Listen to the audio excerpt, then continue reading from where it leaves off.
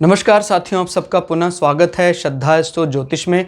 आज हम लोग कवर करने वाले हैं तुला लग्न की कुंडली में यदि बुध सप्तम स्थान में बैठे तो किस प्रकार का फल देते हैं। हम ये भी कह सकते हैं तुला लग्न में मेष राशि का बुध किस प्रकार का फल देता है। इससे पहले हम लोगों ने सूर्य, चंद्रमा और मंगल की कंप्लीट वीडियो रिकॉर्डिंग चैनल पर अपलोड कर दी है भृगु सरल पद्धति अनुसार। कोई भी व्यक्ति ज्योतिष को सीखना चाहता है भृगु सरल पद्धति को आधार बनाकर चैनल को सब्सक्राइब करें। सूर्य से लेकर राहु केतु तक हम 9 के 9 ग्रहों का 12 अलग अलग लग्न की अलग अलग राशि में फल को जल्दी ही चैनल में अपलोड करने वाले हैं। इस अपलोडेशन को टाइमली पाने के लिए बेल आइकन को दबाएं ताकि जो भी अपलोडेशन चल रही है वो आपको मिलती रहे। मेरा नाम है सनत कुमार वाजपेयी। 15 सालों का अनुभव है मुझे साइंस एंड एस्ट्रोलॉजी में। हमारे बारे में और अधिक जानकारी के लिए सिंपली गूगल करें, सनत वाजपेयी लिखें, आपको मेरे बारे में कंप्लीट इन्फॉर्मेशन, मेरा एजुकेशनल बैकग्राउंड पता लग जाएगा। तो शुरुआत करते हैं आज की क्लास का। यहाँ से गिनते हैं हम एंटी क्लॉकवाइज घड़ी की विपरीत दिशा में, तो ये पड़ता है 7वां हाउस। 7वां हाउस कहा जाता है हमारे पार्टनरशिप का, हमारे लाइफ पार्टनर का या सेक्सुअल पार्टनर का। सेक्सुअल ऑर्गन में किस प्रकार की बीमारियां हैं वो भी देखी जा सकती हैं। स्पेशली इंटरनल सेक्सुअल ऑर्गन में कोई यूटेरस में, गर्भाशय में दिक्कत हो जाती है वो भी देखा जाता है इससे। और इससे हमारे पार्टनर का स्वरूप भी अंदाज़ा लगाया जा सकता है, उसका नेचर कैसा रहेगा, ये सब बातें देखी जाती हैं। सप्तम हाउस से हम डीलिंग कैसे करेंगे, हमारी जो बिजनेस डील रहने वाली कैसी रहेंगी वो भी देखी जाती हैं। तो अगर सप्तम हाउस में यहाँ पर नंबर पड़ रहा है मेष का, यानी मंगल नंबर पड़ रहा है, तो मेष आपको पता है बड़े कमांडिंग नेचर हैं। तो इस व्यक्ति का, इस जातक का, जिसका भी तुला लग्न होता है, इसका जो पार्टनर होता है वो काफ़ी ज़्यादा कमांडिंग नेचर का होता है। अब शर्त यह है कि मंगल अच्छी स्थिति में होनी चाहिए, नहीं तो ये 7वें हाउस को बिगाड़ सकता है। शत्रु भाव में चला जाए मंगल या नीच का हो जाए मंगल, तो फिर 7वें भाव में बड़ी ज़्यादा अड़चनें आने लग जाती हैं। क्लियर हो गया? जैसे 7वें भाव का स्वामी कहीं मृत्यु हाउस में जाके बैठ जाए, 7वें भाव का स्वामी नीच का होकर दशम में बैठ जाए, तो वो इसके लिए ज़्यादा अच्छा नहीं कहा जा सकता है। क्लियर होगा? तो वो ज़रूर आपको ध्यान रखना है कि प्लेसमेंट इस हाउस की कहाँ पर है। और बुध यहाँ पर बैठकर हालांकि कुछ ऐसा काम कर रहे हैं कि भाई बोल्ड होने का प्रयास कर रहे हैं बुध, जबकि वो मेष राशि के इस एग्रेसिव रूप के लिए नहीं बने हुए हैं। क्लियर हो गया? नॉट एग्रेसिव, इसको ज़्यादा अनुशासन, इसको डिसिप्लिन ज़्यादा कह सकते हैं, एग्रेसिव ज़्यादा वैसे वृश्चिक है, जल्दी जल्दी ताव आना।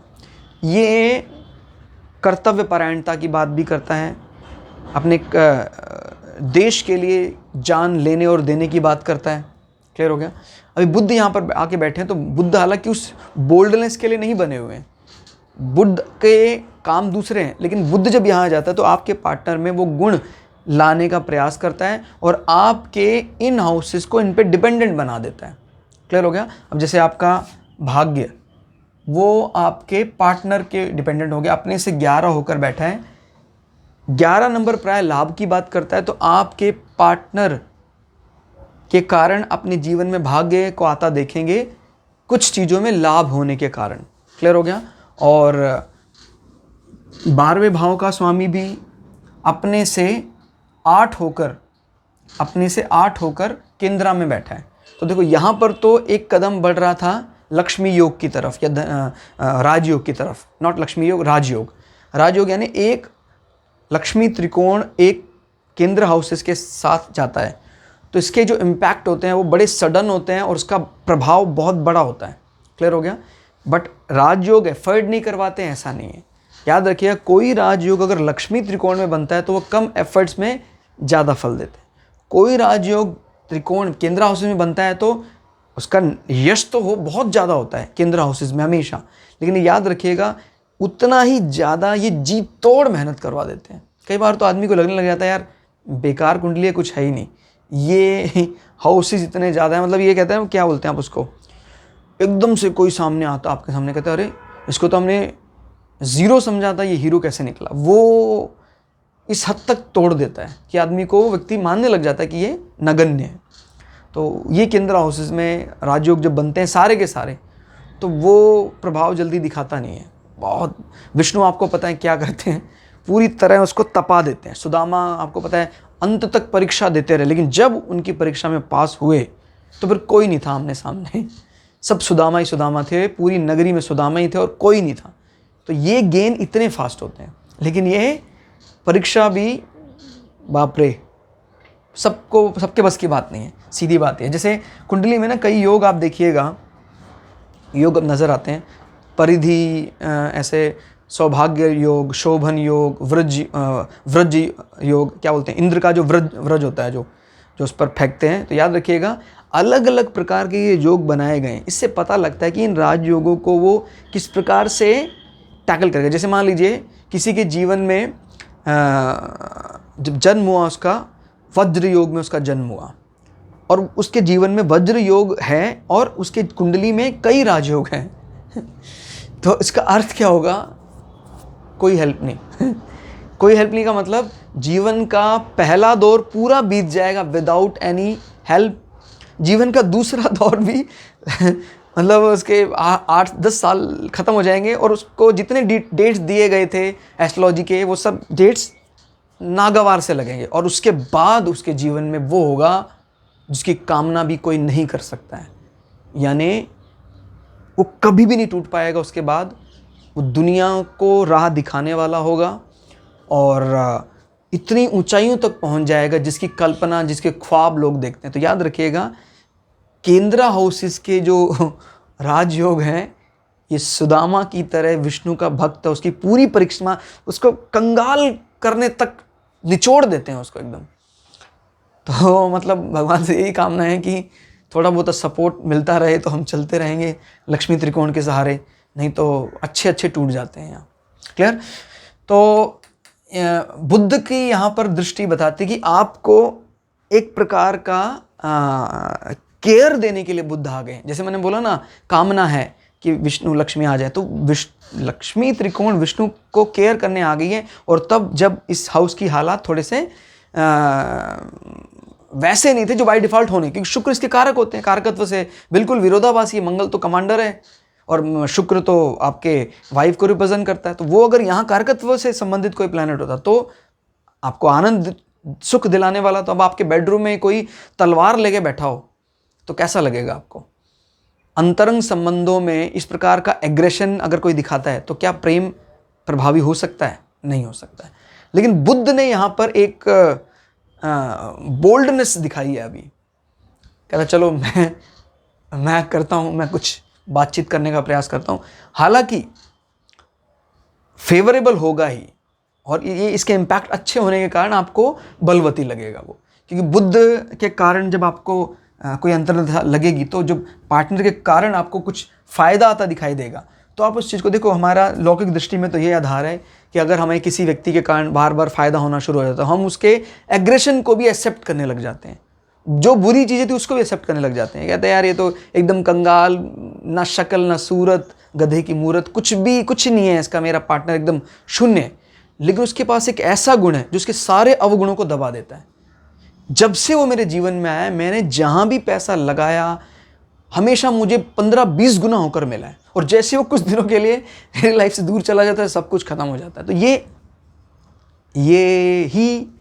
ये बोल्डनेस होती है। तो लक्ष्मी त्रिकोण यहाँ कर बैठता है तो हमारे सौभाग्य का कारण कोई जीवन के लौकिक गेन कराने वाला होता है बस। और अपने से 11 बैठे, मैंने बोला विश कंप्लीशन का पार्ट, तो भाग्य लक्ष्मी में विश इच्छा पूर्ति का वो काम पार्टनर के जरिए हो सकता है। और ये स्ट्रांग कब बनता है? जब मंगल का भी कहीं ना कहीं से संबंध बन जाए, मंगल यहाँ बैठ जाए तो फिर दोनों आपस में मिल जाते हैं।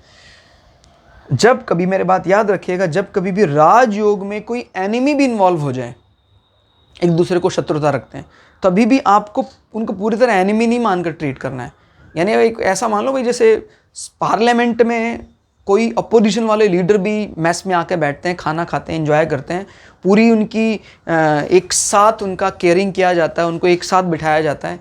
तो इसी प्रकार से पार्लियामेंट्री हाउसेस की तरह ट्रीट करते हैं हम केंद्र हाउसेस को या लक्ष्मी हाउसेस को। तो जो राजयोग में जब इन्वॉल्व होंगे, इसका मतलब वो ऑफिस रिस्पॉन्सिबिलिटी देकर उसको बिठाया गया है, चाहे वो पक्ष का हो चाहे वो प्रतिपक्ष का हो, जिसको आप विपक्ष भी कहते हैं। क्लियर हो गया? तो ध्यान रखना है इस चीज़ को, बड़े अच्छे से समझना है कि राजयोग में इन्वॉल्व होने वाले प्लैनेट दुश्मनी को दरकिनार करके भी गुण या फल देने की इच्छा रखते हैं।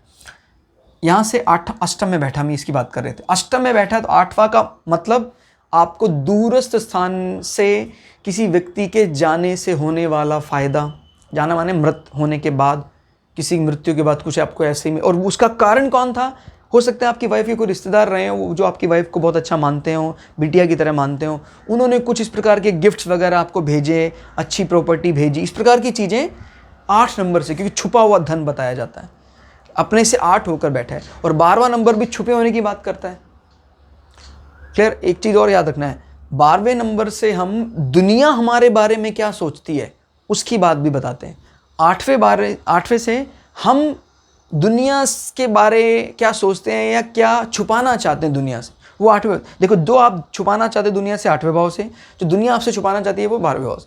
और जब 12वें भाव का स्वामी जो एक गलत इमेज इंटरप्रेट कर रहा था वो अपने से अष्टम होकर केंद्र हाउस में बैठ जाता है और जो राजयोग में इन्वॉल्व हो रहा है, तो वो ये बात करता है कि भाई आपकी कोई इमेज अगर ऐसी कुछ बनी रही, वो भी इमेज बुद्ध के अंदर लगने पर दूर हो जाएगी कि भाई इस व्यक्ति का ये पार्टनर तो इसके लायक नहीं था, ये वो सब दूर हो जाएगा और आपको उससे बड़ा सेटिस्फेक्शन लेवल बढ़ जाएगा। वो अच्छी बातें करने लग जाएंगे फिर इसको लेकर। ठीक है, तो ये ध्यान रखना है, जब 12वां भाव बहुत ख़राब स्थिति में होता तो लोग पीठ पीछे आपकी काफ़ी बुराई करते हैं। 8वां भाव बहुत बुरा होता तो आप मजबूरन अपनी बातें दूसरों को नहीं खोल सकते हैं, खोलेंगे तो आप यश का भागी बनता है। क्लियर होगा? तो ये 8वां और 12वां भाव सीक्रेट्स की बात करता है। ठीक है, तो कुल मिला के एक राजयोग किस तरफ बढ़ने से कारण बुद्ध में अभी बल बढ़ गया है। तो ये क्लास कैसी लगी कमेंट करके जरूर बताइएगा दोस्तों। आज की इस क्लास में इतना ही, मिलते हैं अगली क्लास में, तब तक के लिए जय श्री भृगु पराशरा, जय श्री शुक्राचार्य, नमस्कार।